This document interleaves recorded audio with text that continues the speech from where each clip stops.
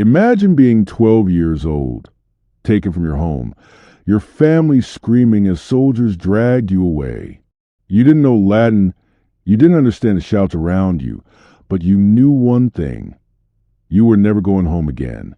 This was how it began for thousands of boys in Rome. Some were captured in war. Some were bought from traders, and some were even sold by desperate families who had no other way to survive. From that moment, their lives no longer belonged to them. Rome saw them not as children, not as humans, but as property. Young male slaves were prized. They were strong enough to be trained, but still young enough to be broken. And breaking them was the point. Rome wanted obedience carved deep into their bones. The market of shame. The slave market was the first taste of humiliation. The boys were stripped naked and paraded in front of strangers. Chalk marks were painted on their skin to show what they were good for, a mark for strength, a mark for beauty, a mark for obedience. Buyers poked at them, forced open their mouths to check their teeth, examined their muscles like they were animals. Imagine standing there, naked in front of a laughing crowd, knowing that one gesture could decide your future. A cruel master, a violent household, or perhaps endless labor in the fields. The youngest boys were often sold for special purposes. Some would become personal servants. Others were sent into the kitchens, the stables, or the workshops. But the most valuable were chosen for roles that would make them live in constant fear. Entertainment, pleasure, or training for the gladiator schools. The loss of childhood. Rome did not believe in childhood as we do today. To them, a boy was not seen as a child once he could walk, carry, and obey. That meant young male slaves were given adult burdens almost instantly. They rose before sunrise, worked until night, and slept in cramped, dark quarters. They were fed just enough to survive, but never enough to grow strong on their own. Rome wanted them thin, obedient, and dependent, and if they ever resisted, the punishments were savage. A boy caught stealing food might be whipped until his back was nothing but stripes. A boy who spoke back could be branded with hot iron, his skin forever marked with his crime. But some punishments were far worse. The House of Fear. Inside the villas of wealthy Romans, young male slaves were both everywhere and nowhere. They were expected to serve silently, to appear when called, and to vanish when dismissed. They poured wine, cleaned floors, carried messages, and even dressed their masters. But silence came at a cost. The boys were often treated as invisible beings, things to use, things to break.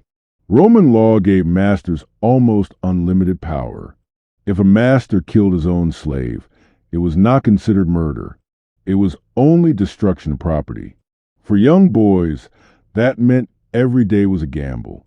If they spilled wine, if they broke a dish, if they failed to answer quickly enough, punishment could come swift and merciless.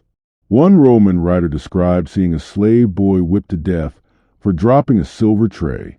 Another told of masters ordering boys to be thrown into fish ponds as food for exotic eels. Whether all these stories were true or not, they spread a clear message.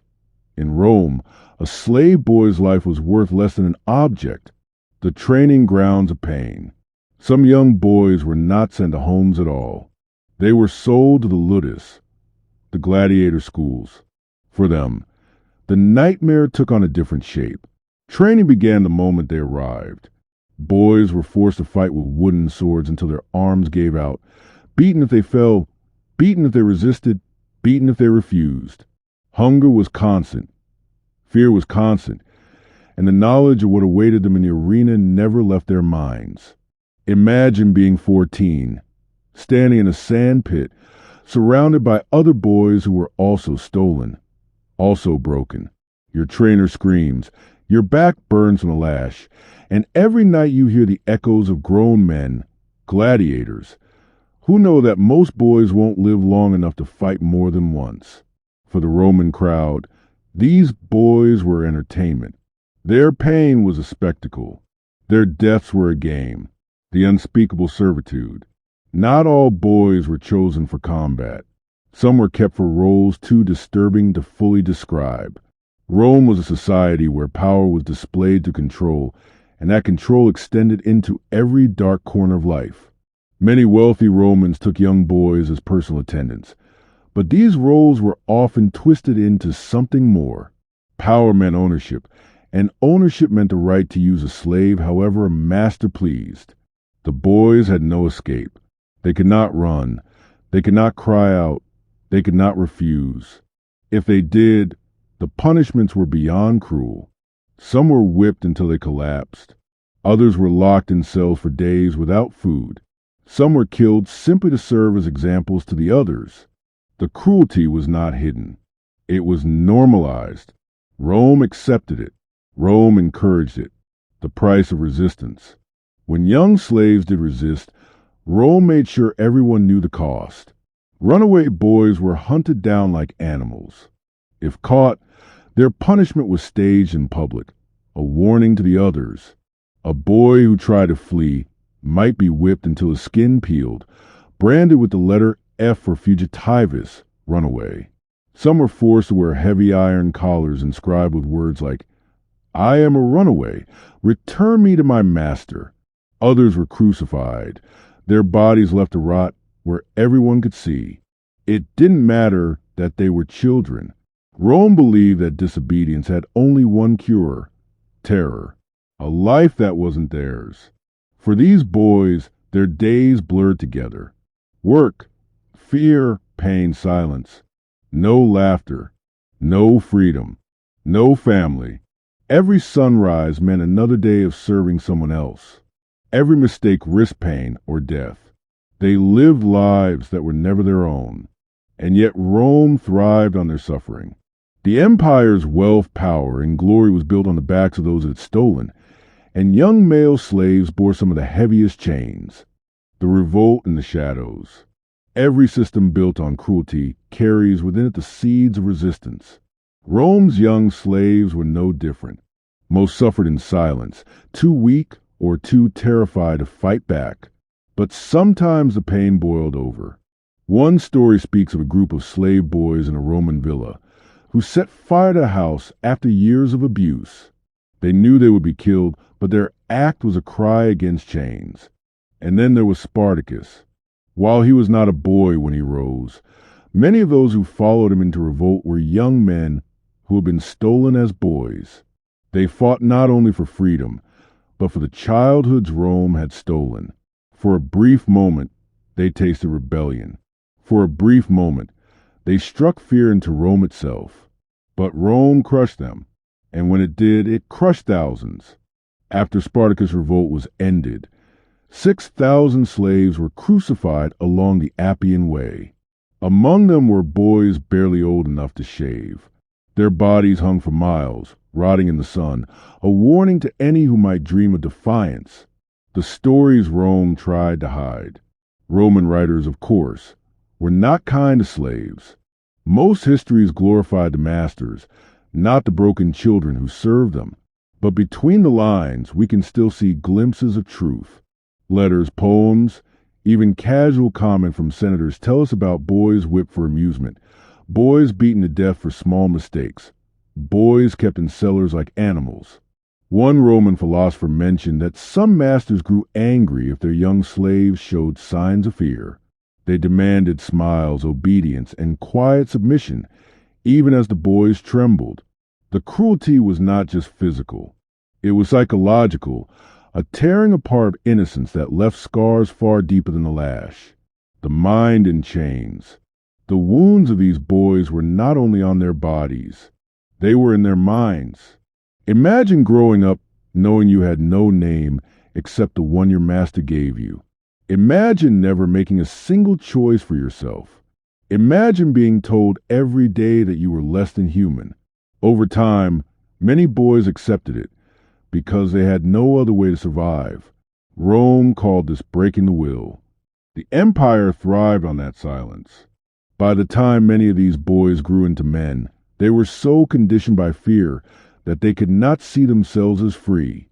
And yet, even then, rebellion simmered under the surface.